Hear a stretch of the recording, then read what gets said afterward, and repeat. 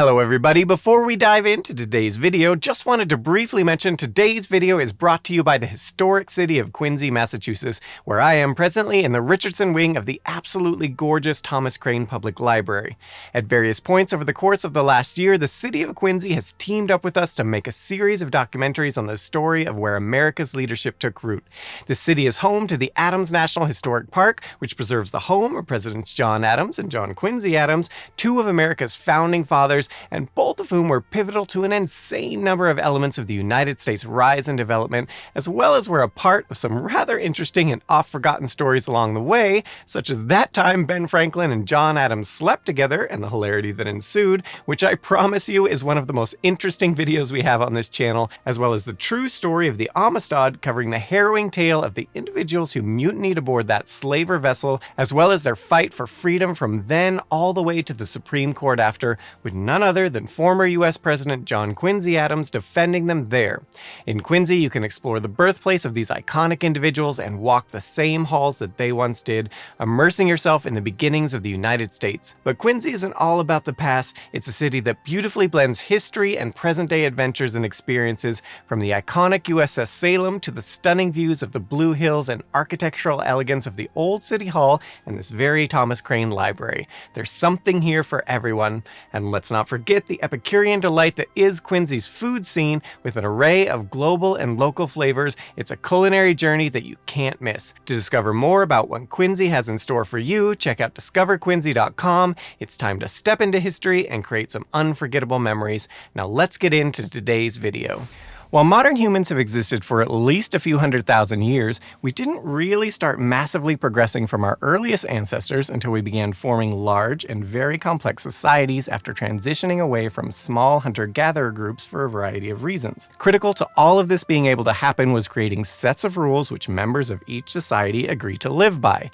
As John Wick's Winston Scott so sagely stated, "Rules. Without them, we live with the animals." While what specific laws these earliest agricultural societies functioned under has been largely lost to history, outside of things we can infer from archaeological evidence, over the ensuing 10,000 years or so, humans have had a lot of ideas on what the best way for societies to function are, and what sets of fundamental principles and laws to implement to get there. Perhaps not coincidentally, our biggest leaps in recent centuries came on the back of a major shift in such societal rules and government structure in many prominent nations, not only away from a system of hereditary elite who everyone and the system is meant to serve on some level, but also to systems where those who would abuse such power when given it are kept in check as much as possible, and, in theory, those placed in power also are meant to serve the system and those very people who put them there, not wholly the other way around. Of course, any system is rife for abuse, and, for example, the Soviet Union had just such a system set up, which included in their latter two constitutions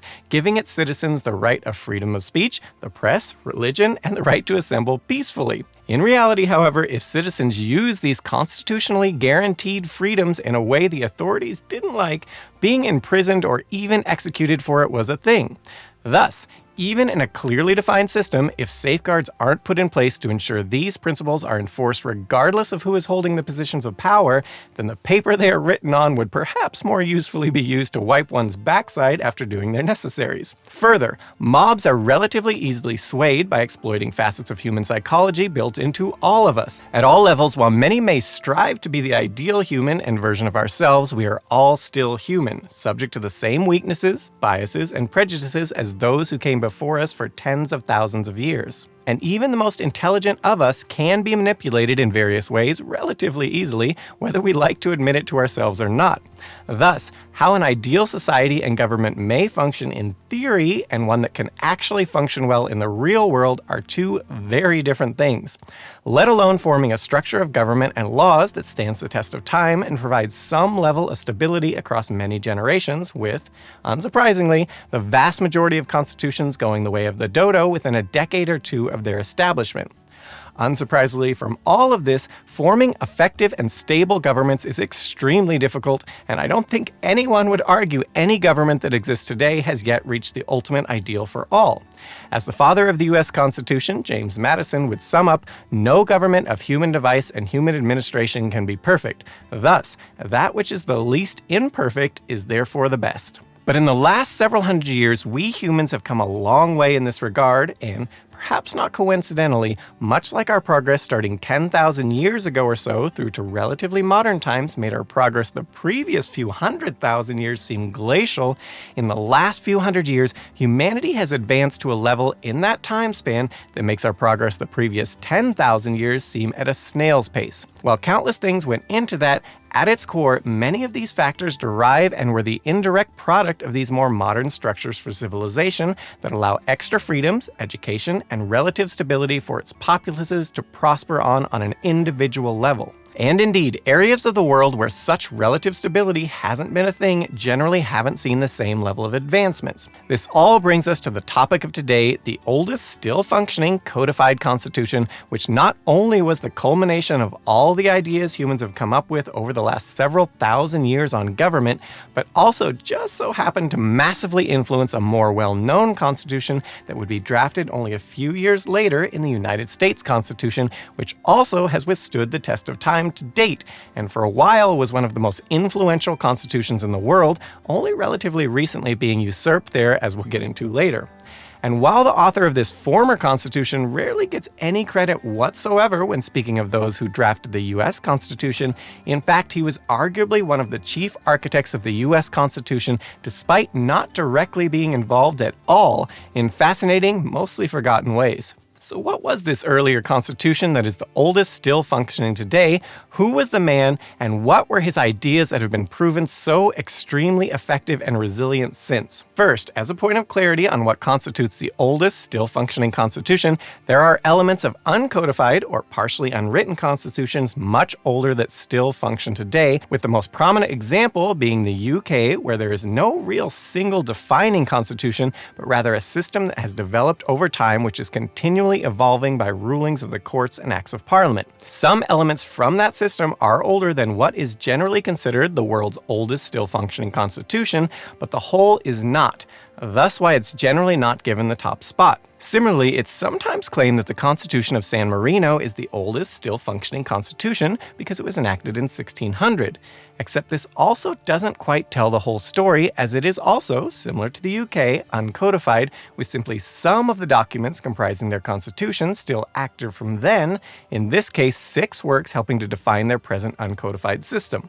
For most of the nations of the world, however, when we say their constitution, we are referring to a single codified document that defines the fundamental principles and laws for which all other laws in the nation are measured against, and which outlines the general structure of the government and how it operates, as well as usually defines the basic rights of the citizens within that nation. So, moving on to codified constitutions, the honor of the oldest that is still functioning today is often given to the United States Constitution, which was also the constitution that really popularized the idea of a codified constitution in the first place, along with many other staples of constitutions now quite normal worldwide. But as alluded to, this isn't quite accurate either. There was one that came before that is still running smoothly to this day, the Massachusetts State Constitution, written in late 1779, almost wholly by one man, John Adams, who was, at the time, attempting to take facets of all the best ideas man had ever had on government and very carefully trying to apply them to a system that would function in the real world. Not a perfect system, because the world and humans are imperfect, but that would attempt to balance everything to create something extremely functional and to the benefit of the society and individuals in it that operated under it. In authoring the Massachusetts Constitution, and one other work we'll get to, he not only helped define the US Constitution, but so many others after that were based on it. What's even more remarkable about all of this is that, as previously alluded to, the average constitution lasts only about a decade. And indeed, discussing this fact, Thomas Jefferson noted in a letter to James Madison that he felt that these brief lifespans were a good thing, writing, "Every constitution then and every law naturally expires at the end of 19 years. If it be enforced longer, it is an act of force and not of right." As to why, he stated, "The earth belongs always to the living generation. They may manage it then, and what proceeds from it, as they please. They are masters too of their own persons, and consequently may govern them as they please." And funny enough, a figure often thrown about is that the average life of a given codified constitution is only about 17 to 19 years.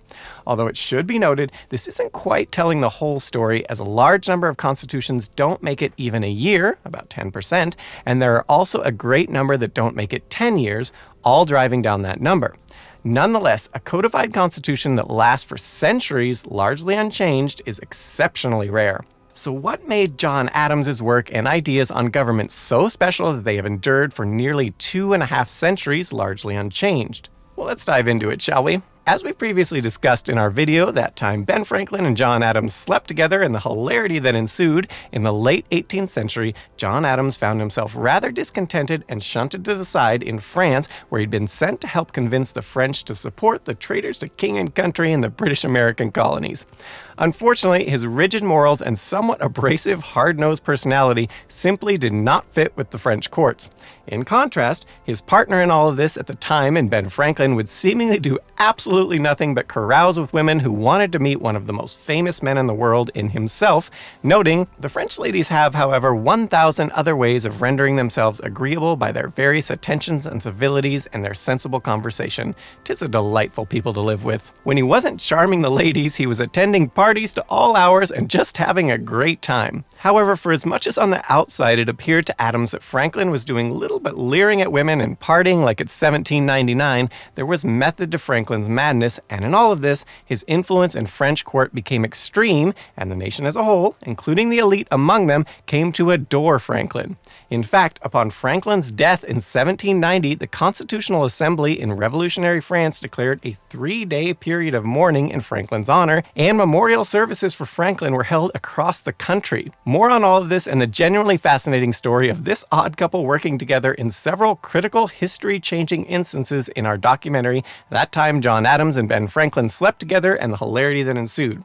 But for now, suffice it to say, Franklin was getting the job done in France and Adams was not. Seeing this, partially at the suggestion of Adams himself, Franklin was appointed sole minister plenipotentiary to France and Adams reduced to private citizen, temporarily returning home to Massachusetts. While his pride may have been hurt in all of this, his failure in France became a major boon to the United States back home. You see, while Adams may not have been ideal for the partying lifestyle and intrigues of French court, when it came to matters of law and drawing up documents, from treaties to forming the ideal government system, few of his time could match him, which is in large part why, despite, as Adams described himself, being obnoxious, suspected, and unpopular, he was nonetheless respected by his peers to an extreme degree for his brilliance, knowledge, and deep-seated love of his nation and passion to try to help make it the best it could be.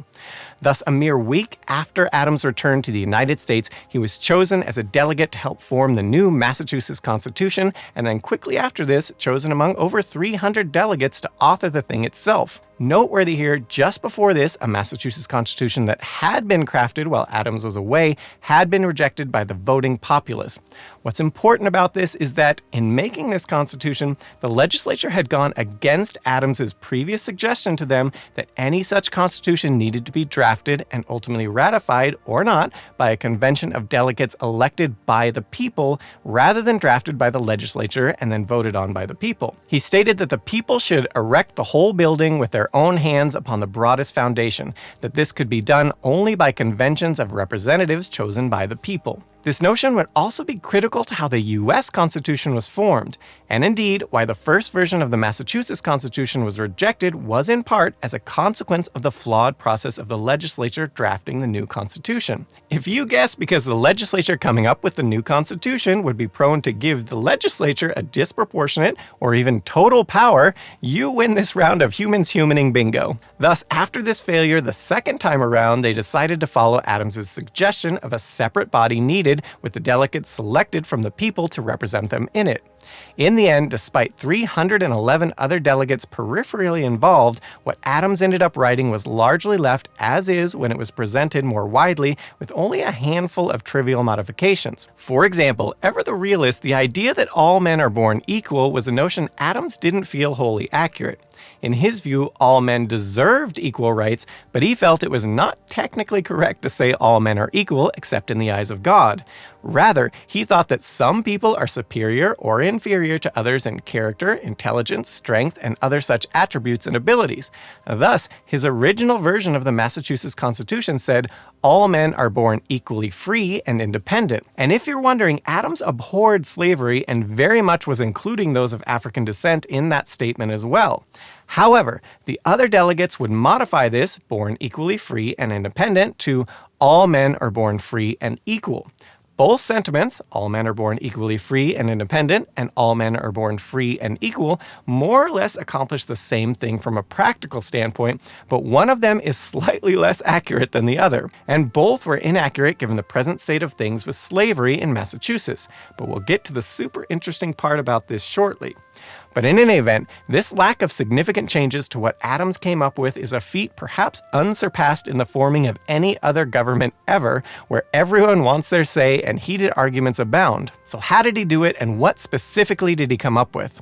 As to the former question, Adams, like his son after him, John Quincy Adams, who is generally considered to have been the US president with the highest ever IQ, had an extremely keen and analytical mind and retained information at a genuine genius level. He had also spent his life obsessively studying both law and the classics in basically every work that could be found on the formation of government, from Aristotle's Constitution of Athens, Politics, and Nicomachean Ethics, to John Locke's two treatises of government, to Montesquieu's The Spirit of the Laws. In all of this, Adams analyzed the pros and cons of different systems and, critically, was well aware of human faults which often get in the way of forming an ideal, real-world governing system.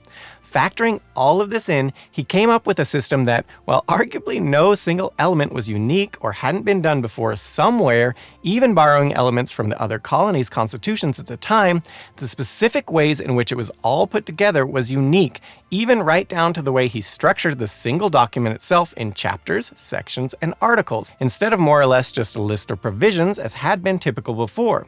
This was a subtle but very important improvement that was later adopted by the US Constitution and beyond since. But going back to the idea that humans are going to human, and you've got to account for that, much more significant in his system were the extreme checks and balances on every branch of power.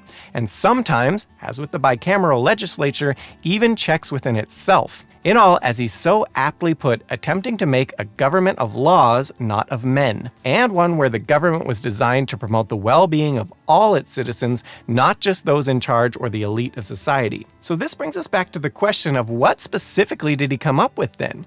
We'll see if this sounds familiar to you. To begin with, he proposed a three-branch government comprising the executive branch, a bicameral, two-house legislature, and a judicial branch, with each branch having a check on the others. For just one example here, unique among the colonies at the time was the existence of a governor elected by the people, not the legislature, and giving that governor veto power as an additional check against the legislature. At the time, in most of the colonies, their constitutions had power largely concentrated in the legislature, who would, in turn, elect their chief executives.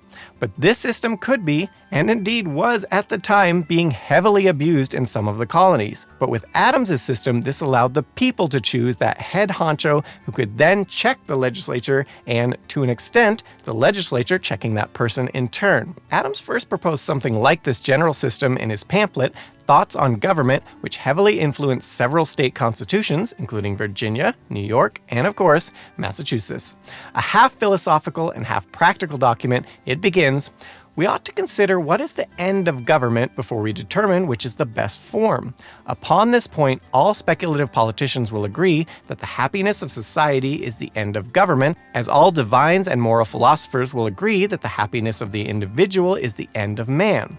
From this principle, it will follow that the form of government which communicates ease, comfort, security, or in one word, happiness to the greatest number of persons and in the greatest degree is the best." He then goes on in great detail outlining how to create a system where all the necessary powers needed in a government are present, but where all possible checks against abuses of that power are put in place, while still empowering the government to be an effective one at producing the end goal of a prosperous and ultra-stable society that maximizes the happiness of its subjects. To do this, he once again outlines, a legislature, an executive, and a judicial power comprehend the whole of what is meant and understood by government. It is by balancing each of these powers against the other two that the effort in human nature towards tyranny can alone be checked and restrained, and any degree of freedom preserved in the Constitution. As for the judicial branch, he notes the dignity and stability of government in all its branches, the morals of the people, and every blessing of society depends so much upon an upright and skillful administration of justice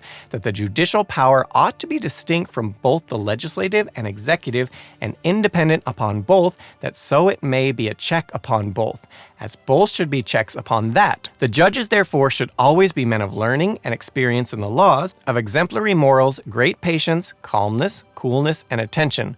Their minds should not be distracted with jarring interests. They should not be dependent upon any man or body of men. To these ends, they should hold estates for life in their offices, or in other words, their commissions should be during good behavior and their salaries ascertained and established by law. For misbehavior, the Grand Inquest of the Colony, the House of Representatives, should impeach them before the governor and council, where they should have time and opportunity to make their defense, but if convicted, should be removed from their offices and subjected to such other punishments as shall be thought proper. Once again, he also proposed in it a bicameral legislature, with one meant to be the more aristocratic branch and the other more representative of the people, with both placing a check on the other. On this, he noted a unicameral, one-house legislature is too liable to all the vices, follies, and frailties of an individual, and that the executive branch further helped check the legislature via its veto power, and as alluded to, it was essential that the judicial branch be separate from the other two to ensure those who make the laws or have the most power weren't also the ones who were prosecuting them, nor had any real power over the judges in this way. And on top of all that, with the Supreme Court overseeing this branch, essentially making sure judges weren't subject to the will of the rulers in making their decisions. Adams concluded the pamphlet noting that despite the extremely tumultuous and stressful time they were then going through, how lucky he felt to be there doing just that, stating, "You and I, my dear friend, have been sent into life at a time when the greatest lawgivers of antiquity would have wished to have lived. How few of the human race have ever enjoyed an opportunity of making an election of government more than of air, soil, or climate for themselves or their children. When, before the present epoch, had 3 millions of people full power and a fair opportunity to form and establish the wisest and happiest government that human wisdom can contrive." This pamphlet was originally inspired by a discussion Adams had had with a Virginian delegate, Richard Henry Lee, in late 1775. After being impressed by Adams' ideas, he requested he formally write a pamphlet on it, which Lee then used to help convince Virginia to take the plunge and separate from Britain, which was critical to the rebellion happening in the first place. In the end, Adams simply applied these and similar ideas in his pamphlet to the Massachusetts Constitution he crafted. Going back to that, he began the Constitution with a preamble, then the Declaration of Rights, including such things as prohibiting unreasonable search and seizure, right to a trial by jury, and a right of every citizen to be tried by judges as free, impartial, and independent as the lot of humanity will admit, as it is essential to the preservation of the rights of every individual, his life, liberty, property, and character, that there be an impartial interpretation of laws and administration of justice. He also included freedom of religion, right to petition the government, etc. In all of this, with the clear statement of the entire purpose of this Constitution to ensure, once again, it may be a government of laws and not of men. He also very purposely put this Declaration of Rights before the frame of government portion in order to give extra emphasis on it. We'll get to in a bit why the US Constitution originally left such a Bill of Rights out, but for now, Adams thought defining an enforceable basic set of rights each citizen has under their government was essential for any government to have as core tenets, both in providing extra stability to the citizenry as well as another check to help stave off abuses from all those in power. Or, as Thomas Jefferson would later ring in when discussing the US Constitution, writing to James Madison on December the 20th, 1787, "A Bill of Rights is what the people are entitled to against every government on earth, general or particular, and what no just government should refuse or rest on inference." Once again coming up with very little original himself, with Adams' Declaration of Rights, he collected elements from countless other governments, such as the British government, and ideas from individuals' work throughout history on the subject to develop his list of fundamental rights. He also borrowed heavily from the Declaration of Independence, which in turn borrowed heavily from other ideas, and on and on.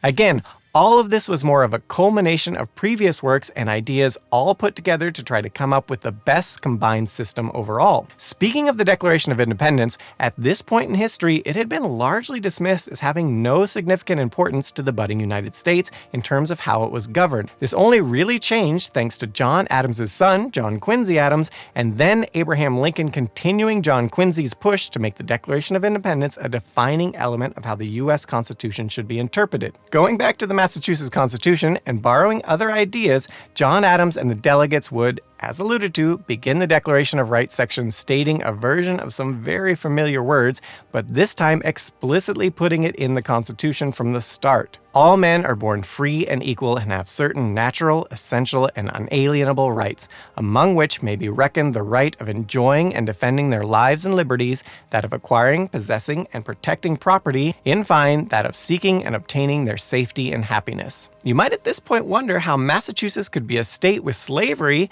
yet once approved, had this in their constitution. Well, several slaves would almost immediately wonder the same exact thing, most famously in the case of Mum Bet, a slave of one John Ashley in Sheffield, Massachusetts. Bet, represented by one Theodore Sedgwick, after hearing the shiny new Massachusetts Constitution read, claimed in court that her status as a slave was thus unconstitutional in Massachusetts. After all, it quite literally leads off with, "All men are born free and equal." The case was heard in August of 1781, and a jury agreed that the Massachusetts Constitution did indeed now make slavery illegal in the state, and Mum Bet was thus freed. She then changed her name to Elizabeth Freeman and became a housekeeper in her lawyer's family household. As for her lawyer, Theodore Sedgwick, he would go on to rise to the Supreme Judicial Court in Massachusetts. Later cases in the state had the judges ruling the same exact way, and finally, in 1783, the Supreme Judicial Court got to ring in once and for all on the matter. On this, Justice William Cushing summed up, "Our Constitution of Government sets out with declaring that all men are born free and equal, and that every subject is entitled to liberty and to have it safeguarded by the laws, as well as life and property, and in short, is totally repugnant to the idea of being born slaves. This being the case, the idea of slavery is inconsistent with our conduct and Constitution." Intimate knowledge of all of this may have been why John Adams' son, John Quincy Adams, pushed so hard in his post-presidency fight to end slavery to make the Declaration of Independence a defining document in the nation, rather than largely just a piece of propaganda as it was originally. John Quincy Adams also cited the Declaration of Independence in this same way in his arguments before the U.S. Supreme Court in defending the crew of the Amistad who'd risen up against their captors aboard that ship in order to free themselves from a life of slavery. More on all of this in our recent documentaries, The Horribly Dressed, Socially Awkward Genius President, as well as The True Story of the Amistad. In the end, after a little under 2 months of work, John Adams completed his draft of the Massachusetts Constitution on October the 30th, 1779, then almost immediately left once again for France as, a month before this, on September the 27th, he had been appointed by the Continental Congress to go negotiate treaties for peace and commerce with Britain. While the Massachusetts Constitution has been amended 120 times through today, it is still the guiding core document for the state's government, making it the oldest codified constitution still functioning today. So what does this have to do with the formation of the United States Constitution? After John Adams, Ben Franklin, and co. successfully negotiated the end of the American Revolution with the Treaty of Paris, signed by both sides on September the 3rd, 1783, the United States had a major problem. Despite the name, its states weren't exactly actually united, generally out to serve their own interests first and, if convenient, those of their loose union. During the war, this was less of a problem as they had pressing need to work together. Now they didn't. Not only that, but in their quest to make a central government that was as purposely weak as possible so as never to come to dominate in the way their former government did over them, they had gone too far, creating a government in the Articles of Confederation, or the so-called League of Friendship, that had, as George Washington so famously put, no money, and no real way to get any outside of printing some that was worthless. This was a rather glaring issue for countless reasons, right down to the then complete inability for the government to pay its debt or its soldiers, or for anything at all, really. The central government also had very little power it could exert over its states, or make anything happen in many cases unless all the states agreed on it, which was an extreme rarity. This was a major immediate problem when considering, for example, the aforementioned Treaty of Paris between between Britain and the US that ended the war and gave incredibly favorable terms to the new country. The issue was, many of the states saw little need to adhere to the treaty, and indeed were not, and there was very little the federal government could do about it. This could have potentially blown up in the young nation's face had Britain decided to also renege on the deal, potentially plunging the nation right back into a war it could not afford against a still very superior adversary.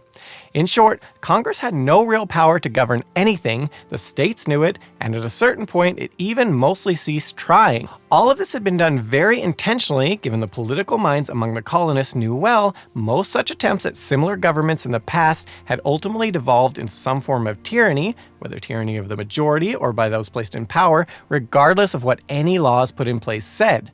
Not just in governments far afield in the past, but this was something they themselves had seen with some of the then state legislatures abusing their positions in the colony.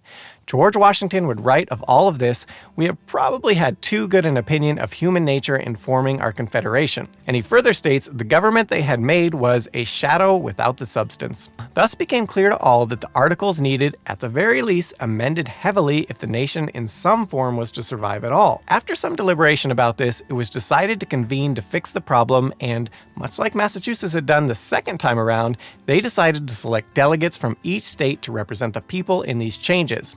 And so it was that 70 delegates were chosen from the 13 states, of which 55 ultimately attended the convention. This group of who's who in the nation over the course of several weeks slowly began to trickle into Philadelphia. Noteworthy here, Rhode Island, who liked things as they were and wanted no changes, did not send any delegates. Also notably absent were arguably two of the most capable at such an endeavor in Thomas Jefferson and John Adams, both of whom were overseas at the time, Jefferson serving in France and Adams serving as America's ambassador to England. Critically, however, Adams had not been idle in Britain. During his time there, he began to hyper-focus and obsess over the United States' issues as well as on theory of government.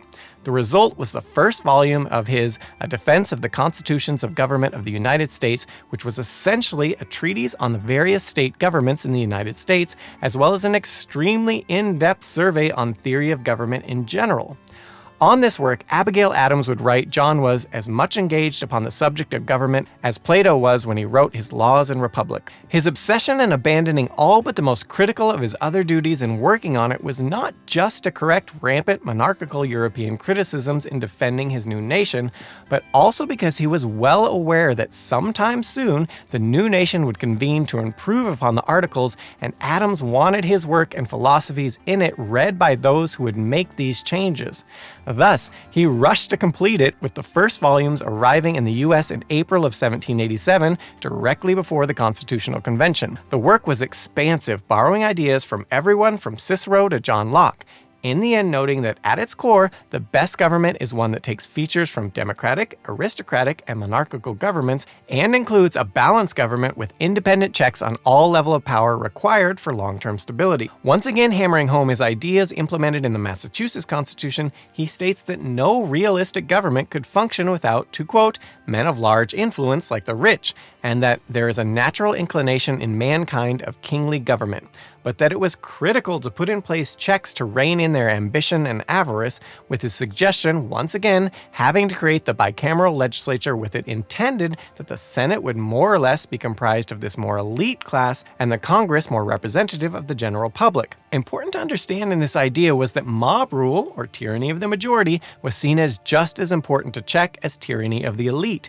Thus again, the two branches would balance each other. Adams would write of his intention of this work to show the best models for Americans to study in order to show them the horrid precipice that lies before them in order to enable and stimulate them to avoid it. He concluded all of this. All nations under all governments must have parties. The great secret is to control them. There are but two ways, either by a monarchy and standing army, or by a balance in the Constitution. Where the people have a voice and there is no balance, there will be everlasting fluctuations, revolutions, and horrors until a standing army, with a general at its head, commands the peace, or the necessity of an equilibrium is made appear to all and is adopted by all. As for the completed work and its influence on the U.S. Constitution, founding father Benjamin Rush would write, "Mr. Adams's book has diffused such excellent principles among us that there is little doubt of our adopting a vigorous and compounded federal legislature." Thomas Jefferson would write to Adams of it, "I have read your book with infinite satisfaction and improvement. It will do great good in America. Its learning and its good sense will, I hope, make it an institute for our politicians, old as well as young." Founding Father David Ramsey would further note, "This work is universally admired in Carolina, and I flatter myself it will be instrumental in diffusing right notions of government, and that I devoutly wish that the sentiments of it were engraven on the heart of every legislator in the United States." As previously mentioned, as Adams had hoped, when the delegates began to convene on Philadelphia, the first copies of his book also made their way across the pond to find their way into the hands of the architects of the Constitution. On top of this, the Pennsylvania Mercury began publishing a serialized version of it in May of 1787, and papers in Massachusetts, New York, and critically, Philadelphia followed suit, coming out weekly while the U.S. Constitution was being drafted. And its influence on those proceedings appear to have been significant. Once again, not because of any original ideas in it, but because of how it crystallized the existing ideas into concise, well-organized form. Ben Franklin noted of the book during the convention, it was in such request here, with the then existing 40 full copies available in the United States being circulated among the delegates. Because there wasn't enough to go around, efforts were quickly made to get an American printer to create an edition of it. While historians to this day still debate how much influence this work had on the delegates, noteworthy, the father of the Constitution, James Madison himself, referenced it in his June 6 speech in the convention, and countless other delegates brought it up explicitly and frequently in the ideas they advocated for, in many cases practically quoting the work. For example, with early criticism of the Virginia Plan, James McHenry would state, "Our chief danger arises from the democratic parts of our constitutions. None of the constitutions have provided sufficient checks against the democracy, and thus the need for a powerful Senate, or as Adams would advocate, for a body comprised of the elite class as a check against the tyranny of the majority." Or as William Pierce would state, that the Senate should be less in numbers than the House of Commons, and such a check as to keep up the balance and to restrain, if possible, the fury of democracy. Similarly, George Mason would argue that the other branch should be made of individuals who know and sympathize with every part of the community, mirroring Adams' May 18th serialization that such an assembly should be chosen by the people, communicate all the wants, knowledge, projects, and wishes of the nation. Governor Morris would further argue on July the 2nd, if the common and the elite were to be mixed in one legislature, the rich would strive to establish their dominion and enslave the rest. They always did, they always will.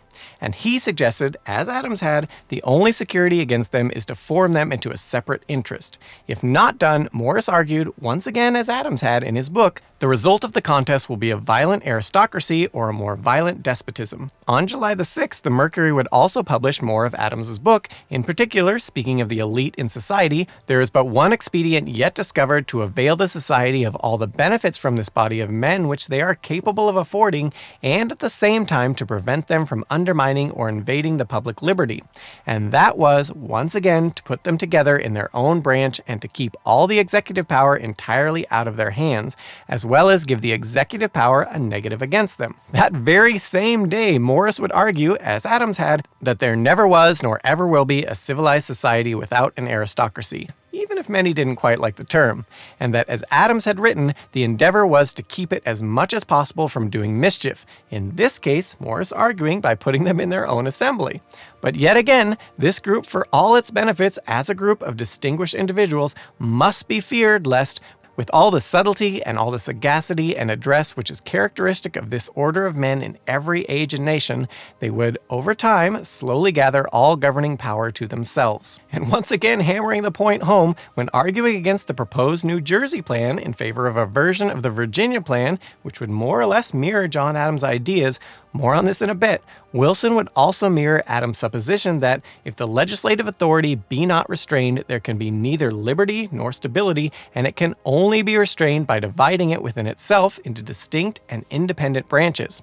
Or as Alexander Hamilton would sum up on June the 18th, 1787, "Give all power to the many, they will oppress the few.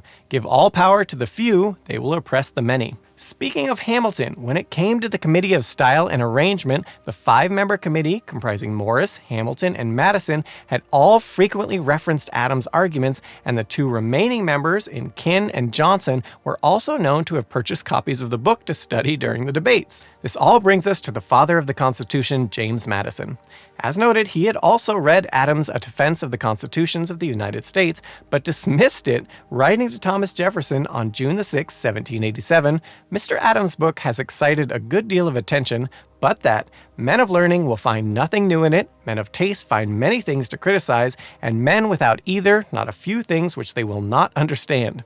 It will nevertheless be read and praised and become a powerful engine in forming the public opinion. The name and character of the author, with the critical situation of our affairs, naturally account for such an effect." And of course, he was correct on all fronts. As for it becoming a powerful engine in forming opinion, well, as mentioned, scholars still debate its influence to this day, with prominent advocates on both sides. Historian Gilbert Chinard would note in 1933, even a casual glance at the records of the Federal Convention will show that Adams's book was used as a sort of repertory by many speakers. So why the debate today on its influence? Well, to begin with, as Madison wrote in his letter to Jefferson, none of the ideas proposed were original and thus already would have been debated by the delegates.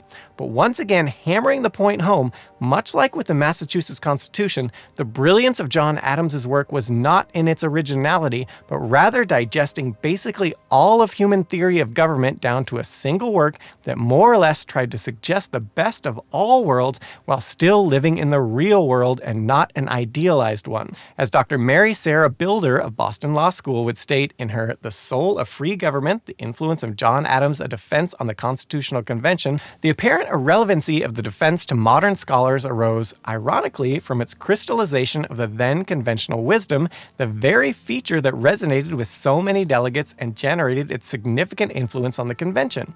Adams's defense thus provides one more example that the convention's decisions cannot be understood without including the larger framing generation. Going back to the story of the formation of the U.S. Constitution, the first delegates to arrive were those from Virginia, including James Madison. It took some time before enough would arrive to form a quorum, and those delegates did not use their time idly. Madison, Washington, and company spent many sessions in the Indian Queen Tavern coming up with a much greater plan than simply amending the Articles of Confederation, but rather to come up with a completely new constitution. In so doing, they began borrowing heavily from existing state constitutions, including, as mentioned, Adams's Massachusetts Constitution. When the necessary number of representatives had arrived, they then, despite it being the heat of summer, and they all dressed in their typically many-layered outfits of the day, quite literally all shut themselves in, closing windows and all, to discuss something completely different. They also agreed on strict secrecy about what they were doing and with regards to anything that was said, so as to ensure that everyone could speak their minds freely without fear of the wider public learning of it. On this one, the secrecy was so tantamount that the only reason we really know much at all about the internal discussions and happenings was thanks to limited insights such as James Madison's notes, which were in turn by agreement kept secret until over a half a century later in 1840, when most all involved were deceased. Once windows were closed and secrecy sworn, they got to work, as Washington would state, probing the defects of the Constitution to the bottom and providing radical cures. While a few different core plans were proposed, ultimately a version of the aforementioned Virginia plan won out, with the chief architect of this being James Madison. While the original Virginia plan was heavily modified over the course of the debate, it outlined, much like John Adams had advocated for and created in the Massachusetts Constitution, the formation of a three-branch government as well as a bicameral legislature, executive and judicial branch, and checks and balances at all levels. Interestingly, what it did not do was give a Bill of Rights. The reasons for foregoing this were complex. Everything from that it was argued that the state governments already handled this in what way they respectively pleased, to more practical ones, like that it was already a huge deal to propose a brand new constitution. Thus, trying to come up with a Bill of Rights to add on to it that everyone would agree to would extend matters potentially many months and could very well see the entire thing fall apart and the states go their separate ways. A core underlying issue with the Bill of Rights was that some states depended on slavery and some did not, and it would be incredibly difficult, though not impossible, to come up with a Bill of Rights that both groups would agree to. The issue of slavery was also a matter the delegates had already very explicitly decided was something that would have to be put off to another generation to solve if there were to form any government at all right then. Thus, they tabled the matter for later, though this would cause some, like Elbridge Gerry of Massachusetts, to refuse to sign the final document because of the lack of Bill of Rights.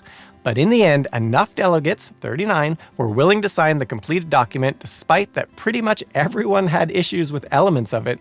Nonetheless, as Thomas Jefferson, whose main issue with the Constitution was the lack of Bill of Rights, would state after he'd later read it, despite all its flaws, is unquestionably the wisest ever yet presented to men. This was a notion Ben Franklin would expound upon, stating, "There are several parts of this Constitution which I do not at present approve. I doubt too whether any other convention we can obtain may be able to make a better Constitution. For when you assemble a number of men to have the advantage of their joint wisdom, you inevitably assemble with those men all their prejudices, their passions, their errors of opinion, their local interests, and their selfish views. From such an assembly can a perfect production be expected? It therefore astonishes me to find the system approaching so near to perfection as it does, and I think it will astonish our enemies, who are waiting with confidence to hear that our counsels are confounded like those of the builders of Babel, and that our states are on the point of separation, only to meet hereafter with the purpose of cutting one another's throats.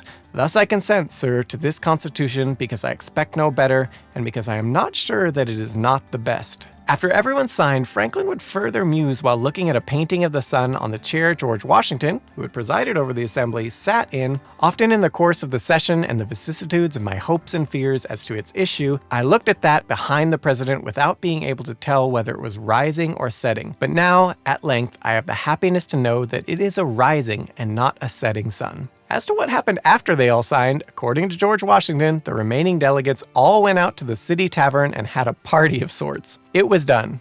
Well, almost. There was still the matter of the Bill of Rights. Enter James Madison once again. There is a reason he is named the father of the Constitution, from his pivotal role in coming up with the Virginia Plan to, as William Pierce would state, in the management of every great question he evidently took the lead in the convention.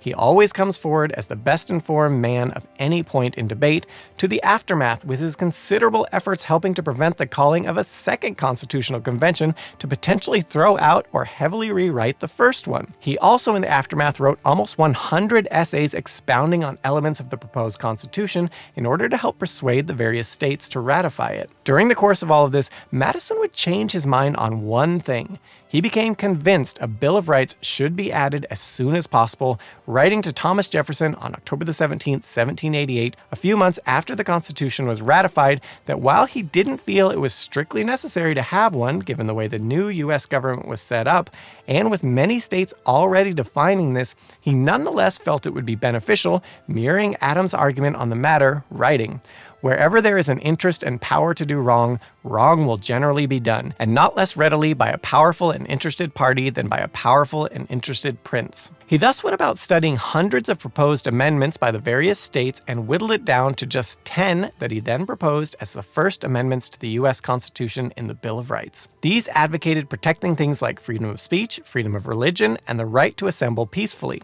as well as that no state shall violate the equal rights of conscience or the freedom of the press or the trial by jury in criminal cases. If this all sounds pretty familiar, in all of this, much like Madison had criticized John Adams' thoughts on government as including no original ideas, neither did Madison's, with the system he advocated for largely simply mirroring that which Adams had already developed in the Massachusetts Constitution and had expanded upon, including in his A Defense of the Constitutions of the United States that had been daily reading for the delegates and often loosely quoted in their arguments as they formed the U.S. Constitution. In Madison's case, this seeming mirroring of ideas is perhaps no coincidence, as he too had spent considerable time studying the history and philosophy of government the same as Adams had, including seemingly reading all the same works as well as Adams's thoughts on the matter, seeing how the different systems in the 13 states had worked up to that point, and in all, seemingly having come to largely the same conclusions as his equally brilliant colleague in Adams.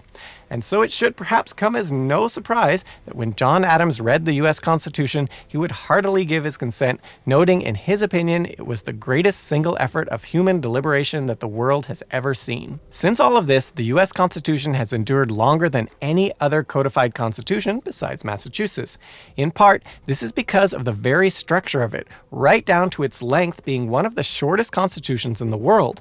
The crafters didn't want to make a document that tried to handle every scenario, but rather a set of timeless principles to help guide future decisions and help ensure stability as much as possible.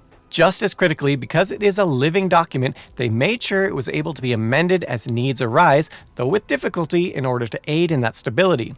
For example, in the 247 years since the US Constitution was ratified, almost 20,000 amendments have been proposed to the Constitution, but only 27 have been approved. Unsurprisingly, from its resilience and the elements that have worked well, and how revolutionary it was at the time compared to most governments of the day, in the aftermath, the US Constitution became one of the most influential constitutions on Earth, with elements borrowed by countless other nations since. That said, given the normally short life cycle of constitutions, and that humanity has continued to progress in ideas of governing bodies, in recent decades other constitutions have begun to gain in prominence, with the US Constitution's influence slowly beginning to wane, with some, such as Supreme Court Justice Ruth Bader Ginsburg, even stating in 2012, "I would not look to the United States Constitution if I were drafting a constitution in the year 2012. Indeed, a study also done in 2012 by David Law of Washington University in St. Louis, looking at over 700 federal constitutions from around 200 countries, indicate that the United States hat isn't just on top physically, but the no doubt printed in flannel 1982 Constitution of Canada has recently taken over the top spot for most influential constitution in recent times. But to sum up, humans have existed for at least a few 100,000 years in our modern form, but it was only when we began perfecting our systems of government that we truly began advancing at a rapid pace, with such organization critical to being able to do that. And it is perhaps no coincidence that in the last few hundred years we have progressed massively more rapidly as our systems of government have continued to evolve and began focusing more and more on systems for the people's benefit rather than solely for the elite, as well as implementing systems that balance high-minded ideals with practical measures to limit abuses of power by both the elite and by the majority. The relative stability and individual freedoms provided by all of this has, in turn, helped humanity advance at unprecedented rates. Thus, while not a perfect system by any stretch, and the road in between has occasionally been a rocky one, in particular owing to the founders' choice to not adhere more closely to the idea of all people are created equal from day one, it would seem the US Constitution has mostly fulfilled its very explicit purpose, where it states, "We, the people of the United States, in order to form a more perfect union, establish justice, ensure domestic tranquility, provide for the common defense, promote the general welfare, and secure the blessings of liberty to ourselves and our posterity, do ordain and establish this Constitution for the United States of America." In the end, 5,000 years from now, when the United States has long since gone the way of the dodo, and hopefully even better governments have been formed, it is likely only two things that came out of the US will be considered truly worth remembering for its significance to history: the Constitution and the truly greatest thing ever created by humans, Star Trek: The Next Generation.